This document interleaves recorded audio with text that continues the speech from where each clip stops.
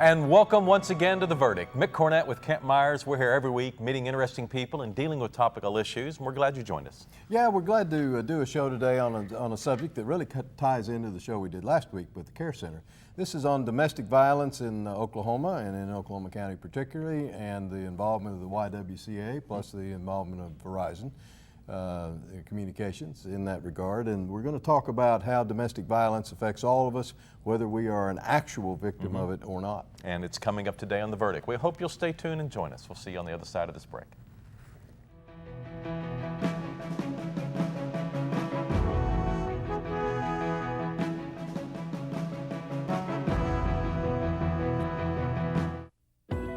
It's time, America. Our energy future can be ours again with American natural gas. We have an abundant, affordable supply, unrivaled anywhere. $1 billion a day for importing foreign oil isn't just a statistic, it's an opportunity. 30% lower greenhouse emissions isn't a pipe dream, it's a choice. Now is the time. Chesapeake, America's champion of natural gas. Wilsey, Meyer, Eatman, Tate. We're accountants. We do taxes, business valuations, estate planning, and consulting. And we're right here in Oklahoma, working with the owners of small and medium-sized businesses. Steve Wilsey and Stuart Meyer have the resources and the experience. Wilsey, Meyer, Eatman, Tate in Oklahoma City and Tulsa. Look at the test, man. Honey, I know, it was awful. 8%. What's wrong? A heart attack could shatter everything.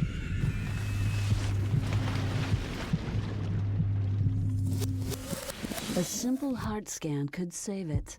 Schedule your $50 heart scan today at St. Anthony, the most trusted experts in cardiovascular care.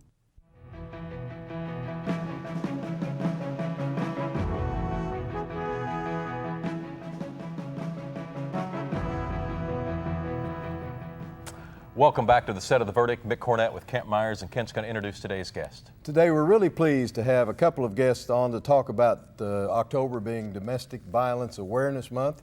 On my right is Janet Peery, the CEO of the YWCA of Oklahoma City. Jan did her undergraduate work with St. Gregory's University and Oklahoma City University. She is now pursuing an MBA from Oklahoma City University. She's been with the YWCA from 1997 to date. She has devoted much of her life to domestic violence issues and trying to address women's issues. She is a member of Leadership Oklahoma City, and she is a two-time honoree of the Journal Records of 50 Making a Difference, 50 Women Making a Difference. And welcome to The Verdict. Thank you very much. Glad to have you. Thank you. On my left is Steve Smith, all the way from Little Rock, Arkansas. Steve is president of the South Central region of Verizon Wireless. He did his undergraduate work at the State University of New York, did his MBA work at the Rochester University. He's been with Verizon for 18 years. He is, along with his company, committed to make a difference and make awareness of domestic violence enhanced, and trying to do as much as Verizon and Steve can do to stamp out domestic violence. So welcome, glad to have you. Thank you. All right. Jan, let's talk about the YWCA. Okay. How would you describe the services that you provide? Our primary services are for victims of domestic violence and sexual assault, those individuals who have been victimized. We provide everything from emergency and transitional housing to counseling by trained counselors who trained in the dynamics of domestic violence and sexual assault. We do trauma intervention with children. We do prevention education in the schools to try to begin to help turn the culture around among our young teens. Wraparound services, whatever is needed for those victims, we try to either provide or to link them with someone else who is already providing those services. Well documented that in Oklahoma we have a bigger problem than most states. Absolutely. We are in Oklahoma in the best place we've been in a few years, but that's not very good. We're 15th in the nation for women killed by men. 3 years ago we were 4th. Now while our standing has improved, the number of deaths has continued to increase. So we have a problem to address. How important is it to draw attention to a situation earlier rather than later? Well, later we usually end up with a homicide. The earlier we can help someone find services, we know the better chance we have of getting them to safety. If there are children involved, to saving the children and helping that turn around. We know Oklahoma has the Oklahoma Domestic Violence Fatality Review Board. We look at deaths that have been already, the cases have been adjudicated directly related to domestic violence, and 95% of those homicides, the victims did not access services. So we know that what we're doing is keeping them safe. How does your agency interact with the folks that we had on from the care center last week? They provide services to children who have been abused and deprived, and your age group of the folks you serve overlaps. Right. How do you coordinate those efforts? We work with them as partners. We get the children to them if they need. They work to try to connect them with us. Bottom line, we know that domestic violence oftentimes will lead into the issues that they have to deal with. At least 65% of the children in these homes are physically abused. And the young girls in these homes are 6 times more likely to be sexually assaulted. So we know that the children we serve, if we can get to them early, don't have to go to the care center. Steve, tell our viewers what you and what Verizon Wireless is doing in partnership with YWCA to try to make the problem better. Well, I mean, this month, what we're doing right here in Oklahoma is we're focused on supporting not just the YWCA, but the Oklahoma Coalition Against Domestic Violence and Sexual Assault. We're really providing the financial support during this month to support the rally that went on, and then all of the activities throughout the state, in particular Silent Witness Initiative. And what that is that the coalition goes around to 24 different locations and hosts a day of really showing the silent witnesses to domestic violence. And that's a program where there are cutout figures of the people that have been impacted, men, women, children. And it's an opportunity to learn more about domestic violence, learn more about the resources that are available, either in terms of supporting initiatives to help eradicate it, help in terms of education, or help in terms of outreach. Do you still go to the state capitol with that Silent Witness program? Yes, the state capitol, a rally, and Silent Witness program, yes. You indicated that, that Verizon was involved with the coalition. Besides Verizon and YWCA, whom else is a member of the coalition? Well, I mean, the coalition is the broad umbrella organization that really supports all of the different domestic violence organizations throughout the state, all the different shelters and educational programs. So it's kind of an umbrella organization that brings all of that together. So your involvement would be basically statewide? Basically statewide. I mean, our presence is statewide, and it's an initiative, it's an area that Verizon is very focused on corporately in terms of supporting. So we support it every place that we operate. Jan, I would think this type of exposure is very helpful. Oh, it's wonderful because education is what turns the tide between educating victims who may need to access services, educating businesses who need to understand the economic impact on businesses in our community. It's a quality of life. It's getting the message out, and the more times we tell the story, the better people have the opportunity to listen. And when it's somebody like a Verizon telling the story rather than just us, it gets more attention. So their support is just phenomenal for us. I would guess there's multiple layers here of the type of advice that you would give people on a show that like this. For instance, if someone suspects domestic violence in another household, what should they do? Well, the first thing is to reach out to someone who can give them some advice directly. We operate a 24-hour, 7-day-a-week hotline. There are trained professionals on that. And the first thing would be to reach out to them, because if you directly contact a victim, it could create a safety issue for them. Okay, so take no action yourself other than just report it to a professional. 1-800-522-SAFE, they can get professional assistance that can advise them on how they can help that victim or what could be a safety risk to do for them. Okay, now if it's in the household that you're Yes. watching and you think, I need to bring some help into this situation before it escalates, what advice do you have there? That's, again, call that hotline. We can connect them immediately with professionals that can help them identify what are the resources they need, whether it's to an emergency shelter or to just connect them with outside resources. So call that hotline and they can help them.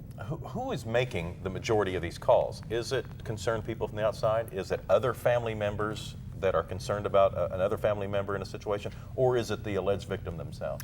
It is a combination of all of them. The highest percentage of calls that we have are from the victims themselves reaching out for help. And what percentage is it women that are making the call? Are there situations where men make the call? There are men that make the call. There are men who are victims. I think statistics are showing probably approximately 95% of the victims are female. But we do know it's both. We do serve both. What, Jan, does Oklahoma's high rate of incarceration of women, what impact does that have on domestic violence? It's actually the other way around. Okay. Right. At least what we know statistically is between 70 to 80% of women who are incarcerated have been a victim of domestic violence or sexual assault, and a high percentage of them began that journey that ended in prison because of that trauma that they experienced. Experienced as a child or experienced as a spouse or significant other? It could be both. Oftentimes it is as adults. They're looking for a way maybe to anesthetize what they're going through and maybe getting drugs and alcohol. They may be trying to survive and write a felony check.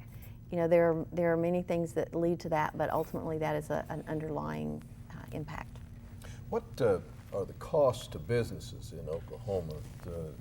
How are businesses impacted from a cost standpoint by domestic violence? The costs overall, and I don't know specific to Oklahoma, but when you look at the overall impact, you know, the statistics are startling. You know, first of all, 1 in 4 women are estimated to be impacted by domestic violence nationally, which is an enormous number, far more than anybody anticipates. The cost, as estimated by the CDC, is $8 billion annually in terms of lost productivity, employee turnover, employee productivity. So it's a huge drain from a business perspective. Then when you look at the population of women that actually are involved in some type of domestic violence situation, 3/4 of the time there's actually an incident that will happen at the workplace. So it's an issue that's important for businesses in terms of their employee relationships and what's going on there. Steve Smith, Janet Peery are our guests today on The Verdict. We'll be right back with more from them on this show.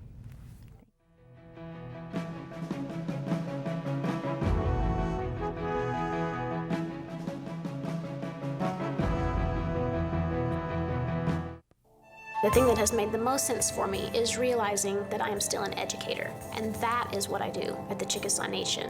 I'm Dr. Amanda Cobb-Greetham. I'm a historian, and I'm Chickasaw. The Chickasaw Cultural Center is amazing. It is a very, very special place devoted to the sharing and to the celebration of Chickasaw history and culture. State-of-the-art technology, exhibits that are not like anything I've ever seen. The Spirit Forest is incredible, and you feel as if you have actually just walked into a forest with huge trees all around you. It's timeless, and yet it's sort of also representative of our time depth, to really just sort of reach through time and touch the past. By the end of the exhibits, you really have a sense of Chickasaw cultural and political resurgence and the extent to which we are a healthy, dynamic, and vital tribe today. Chickasaws have always been an inclusive people. This is something for the whole community and for the state of Oklahoma.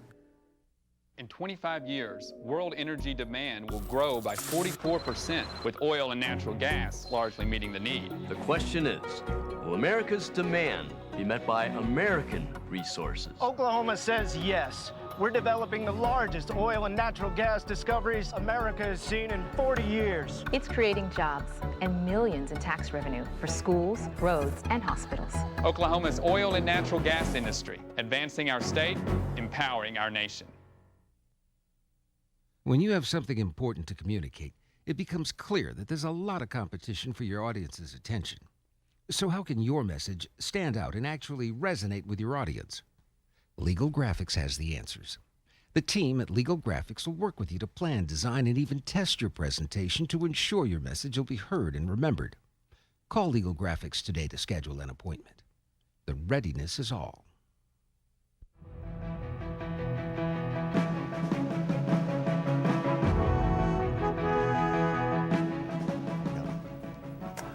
Welcome back to the set of The Verdict. Mick Cornett and Kent Myers. We're visiting with Steve Smith and Janet Peery, and largely it's about domestic violence and Verizon's action on this issue. Jan, what are the misconceptions about domestic violence? What do people think they know about the issue but might be incorrect? Probably one of the first things I'd say is everybody thinks it happens to somebody not like me. The perception is it's somebody who's lower income, lower education, some ethnic population. It happens across the board. That's probably the biggest misconception that we see. And the other is that we ask the question, and the mentality is, well, why didn't she just get out? She's an adult, and she makes that choice, and she likes that abuse, or she wouldn't be there. And really the paradigm and the dialogue needs to be around, needs to be changed to what are the barriers that keep her there. So those are probably two of the biggest issues. I mean, as we, in our involvement with different shelters throughout not just Oklahoma, but throughout the country, we find exactly that.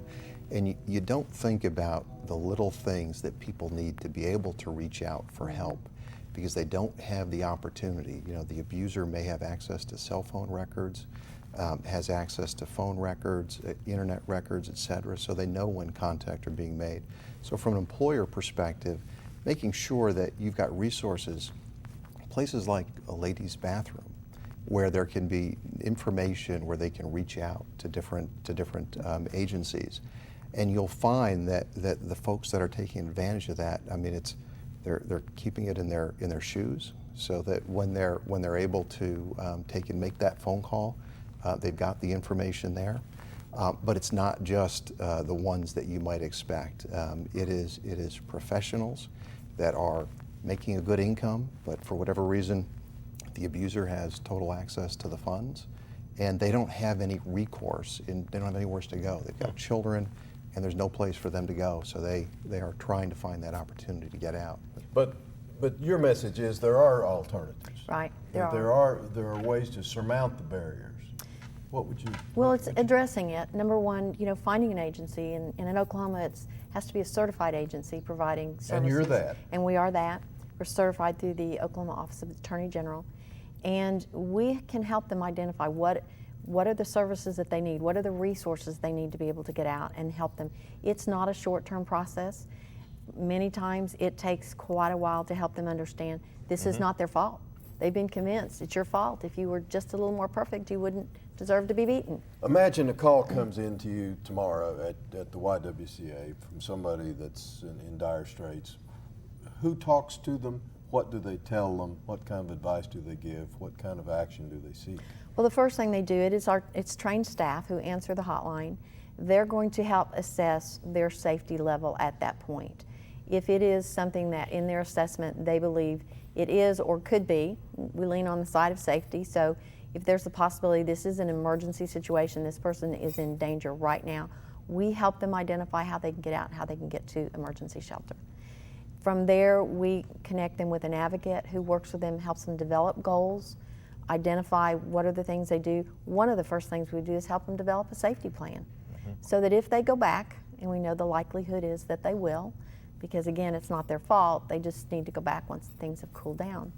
And so once they go back, we have a safety plan that when this happens again, they have some things in place to be able to know what to do to help keep themselves safe. How many people on your staff and how many volunteers, if any? We have approximately 75 staff, about 55 full-time equivalent.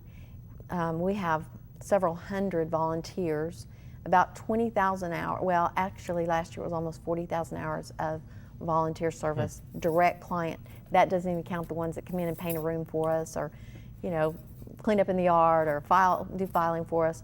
But the ones with direct service, we have about almost 40,000 hours. That's tremendous support from the community. Is that typical across the country, or is this community especially interested? We focus a lot on bringing in volunteers. There's so much that needs to be done, whether it's with our education classes in the prisons that we do with women, or directly dealing with the children, or our sexual assault forensic exams.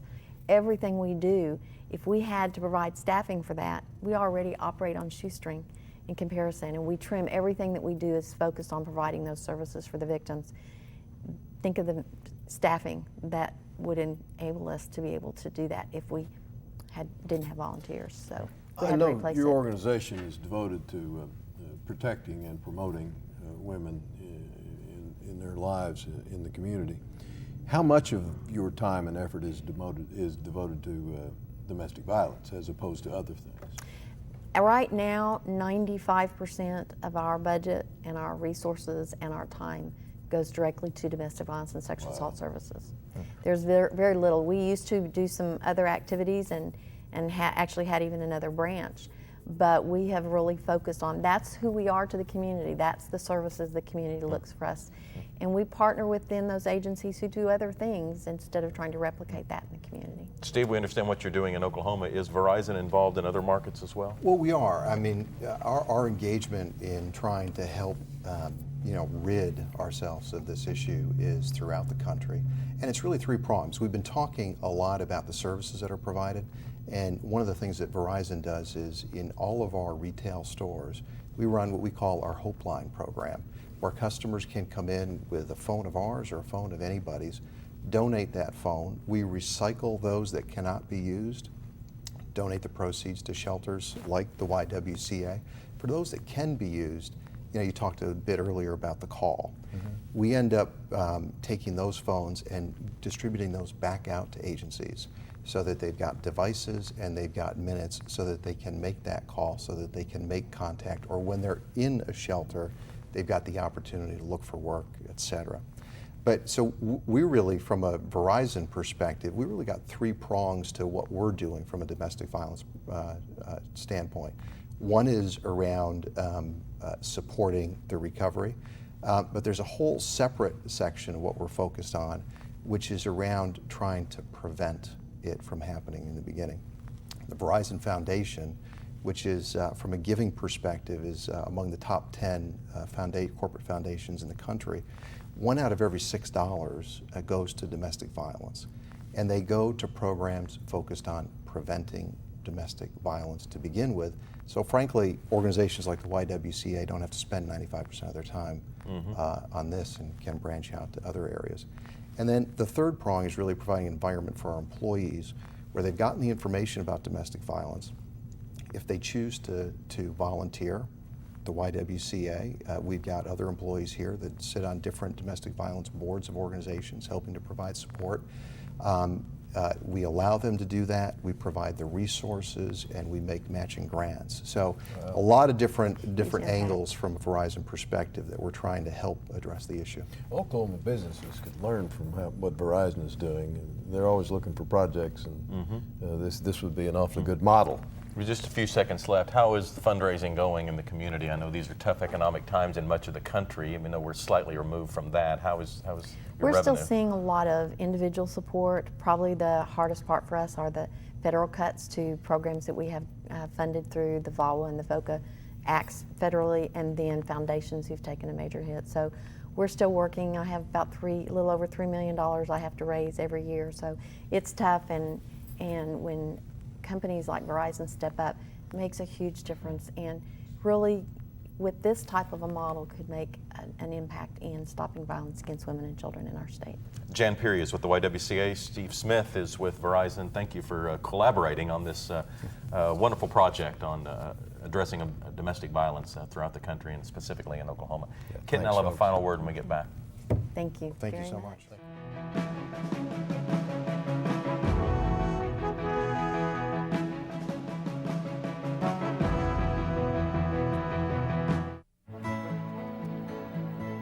The good life comes naturally to Tulsa, where nature's beauty is matched with an eye for aesthetics. A legacy of neighborhoods graced with lawns and landscaping and handsome homes. A place that seems to have patented an ideal lifestyle. Bank First is loyal to the quality of life Tulsa assures its citizens, to the priority placed on education, culture, and growth. Loyal to builders who transform raw land into residential charm. Developers who see opportunity and add vitality to Tulsa's economy. Bank First serves both enterprise and private lives that need a loyal partner. It's how we help nurture this city's very good life. Bank First. Loyal to Oklahoma. loyal to you. In Oklahoma, we enjoy a high quality of life due to good, well-paying jobs. Commercial real estate professionals play a significant role in bringing new businesses and investment to Oklahoma. The commercial real estate community has come together to market Oklahoma's commercial properties nationwide through a free public website, okcommercialproperty.com. We are invested in keeping Oklahoma strong and growing because economic development ensures quality of life. The Journal-Record is pleased to be a sponsor of The Verdict. The Journal-Record, since 1903, the best source of Oklahoma business news and legal information. And for almost 30 years, Oklahoma political, government, and business leaders have turned to the McCarville Report for accurate, reliable, inside information. Visit the McCarville Report online.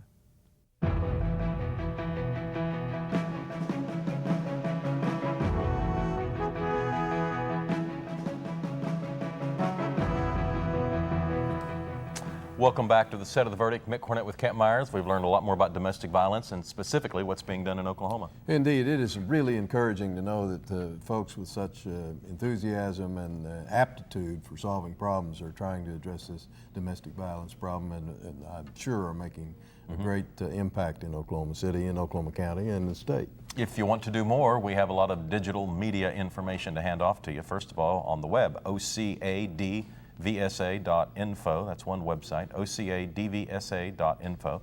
Or on Facebook, go to facebook.com, then /YWCA-OKC. And of course, YWCA has a website itself, and that's on your screen, YWCA-OKC.org. And we have a website, theverdict.tv. We'd love for you to go there and tell us about a show or a guest that you'd like to see on an upcoming edition of The Verdict. We appreciate so much those that are doing their part in the state of Oklahoma to combat domestic violence, and we appreciate what Jan and Steve are doing specifically as well. For Kent Myers, I'm Mick Cornett. We will see you next week right here on another edition of The Verdict. We'll see you then.